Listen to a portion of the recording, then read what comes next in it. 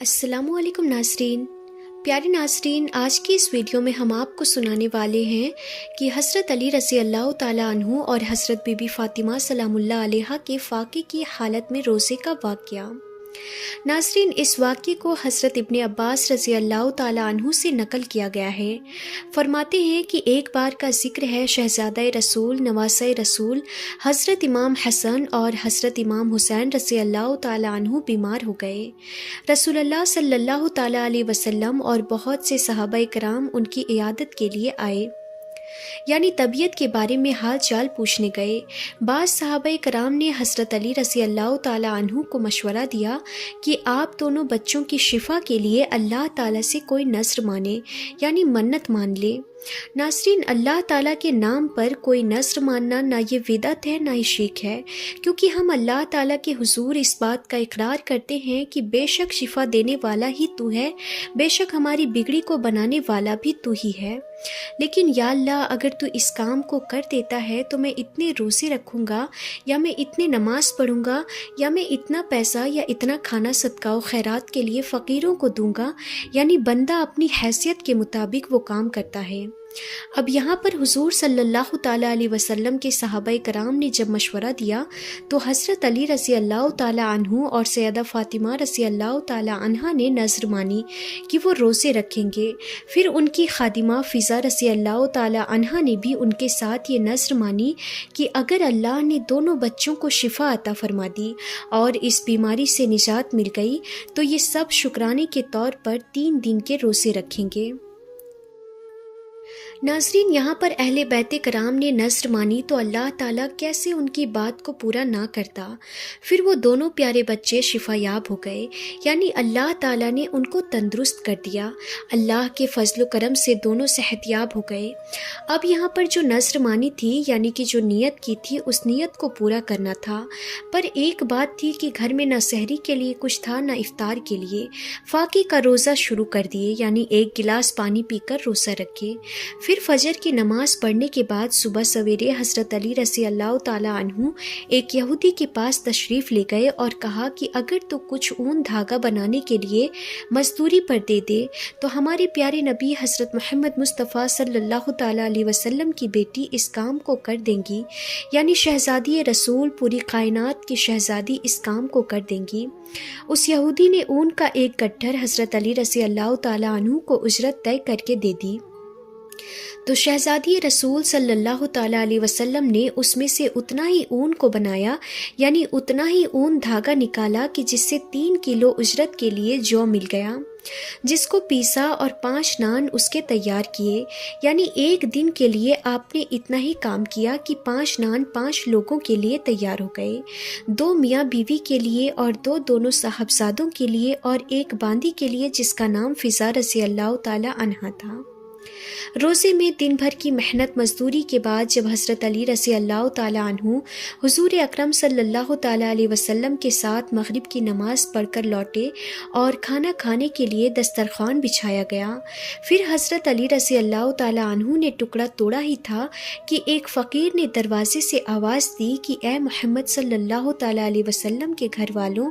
اے اہل بیت کرام، اے آل رسول صلی اللہ تعالیٰ علیہ وسلم، میں ایک فقیر مسکین ہوں، مجھے کھانا دو، اللہ آپ کو جنت کے دسترخوان سے کھانا کھلائے گا۔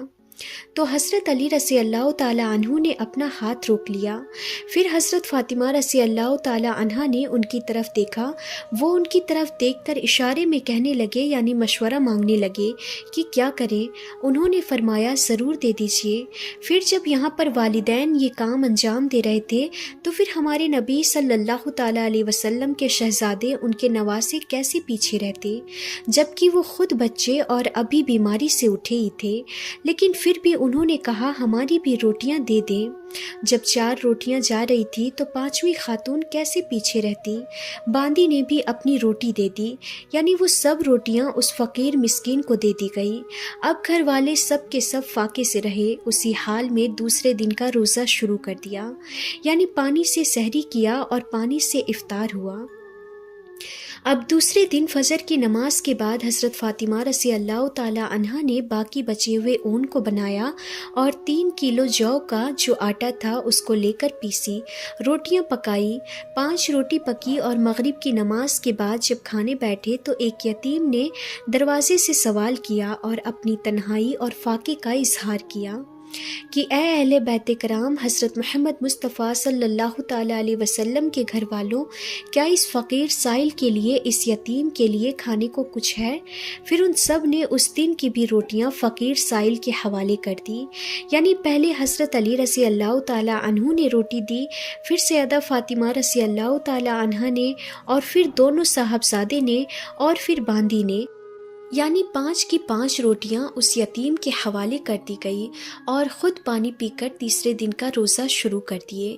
فجر کی نماز کے بعد حضرت فاطمہ رضی اللہ تعالی عنہا نے باقی بچے ہوئے اون کو بنایا اور 3 کلو جو کا جو آٹا تھا اس کو لے کر پیسی، روٹیاں پکائیں اور 5 روٹیاں پکی۔ پھر مغرب کی نماز کے بعد جب کھانے بیٹھے تو پھر ایک قیدی نے آ کر آواز دی اور اپنی سخت حاجت پریشانی کا اظہار کیا کہ ہے کوئی محمد کے گھرانے والے جو مجھ جیسے قیدی کو روٹی دے دے؟ میں بھوکا ہوں، کئی دنوں سے میں نے کھانا نہیں کھایا۔ پھر ان سب نے اس دن کی بھی روٹیاں اس کو دے دی اور خود فاقے سے رہے، یعنی 3 دن انہوں نے پانی سے ہی روزہ کھولا۔ ناظرین، جب حضرت علی رضی اللہ تعالی عنہ مغرب کی نماز کے بعد جب گھر واپس آتے اور پھر سب کے ساتھ مل کر کھانے کے لیے بیٹھتے تو اس وقت وہاں پر سائل فقیر آ جاتا۔ پہلے دن ایک مسکین آیا، دوسرے دن یتیم آیا، تیسرے دن قیدی آیا، لیکن اس وقت ان حضرات نے یہ نہیں سوچا کہ ہم اپنے کھانے کے لیے رکھ لیں اور اس کو نہ دیں، اور جب واسطہ دیا گیا کہ اے محمد کے گھرانے والے، اے اہل بیت کرام، آپ کے پاس سے اب تک کوئی بھی خالی نہیں لوٹا اور مجھے امید ہے کہ میں یہاں پر آیا ہوں اور خالی پیٹ یہاں سے نہیں جاؤں گا، تو پھر کیسے ان کی حلق سے نوالا اترتا؟ انہوں نے ساری کی ساری روٹیاں تینوں دن انہیں دے دی اور خود انہوں نے فاقہ کیا اور اپنی زبان سے شکوہ بھی نہیں کیا، بلکہ اسی فاقے کی حالت میں عبادت بھی کرتے رہے، تلاوت قرآن بھی کرتے رہے، لیکن اف تک نہ کیا۔ پھر چوتھے دن صبح تو روزہ تھا نہیں، لیکن کھانے کو گھر میں کچھ بھی نہیں تھا، اون بھی ختم ہو چکا تھا، اب کیا کرتے؟ پھر حضرت علی رضی اللہ تعالی عنہ نے دونوں صاحبزادوں کو گود میں لے کر حضور اکرم صلی اللہ تعالی علیہ وسلم کی خدمت میں حاضر ہوئے۔ بھوک اور کمزوری کی وجہ سے چلنا بھی مشکل ہو رہا تھا، تو حضور صلی اللہ تعالی علیہ وسلم نے دیکھا کہ بھوک کی شدت سے تینوں باپ بیٹوں کا برا حال ہے، یعنی والدین تو بھوکے تھے ہی، والدین نے تو فاقہ کیا ہی تھا، لیکن وہ بچے جو ابھی بیماری سے اٹھ کھڑے ہوئے تھے وہ بھی کمزور ہو رہے تھے، انہوں نے بھی روزہ رکھا۔ پھر پیارے نبی صلی اللہ تعالی علیہ وسلم نے جو یہ حال دیکھا تو آپ نے کہا، اگر آپ تینوں کا یہ حال ہے تو میں آپ کے ساتھ چلتا ہوں، میری بیٹی فاطمہ کیسی ہیں؟ آپ صلی اللہ تعالی علیہ وسلم اٹھ کر ان کے ساتھ سیدہ فاطمہ رضی اللہ تعالی عنہا کے گھر پہنچے تو دیکھا کہ وہ اللہ کی عبادت میں مشغول ہے،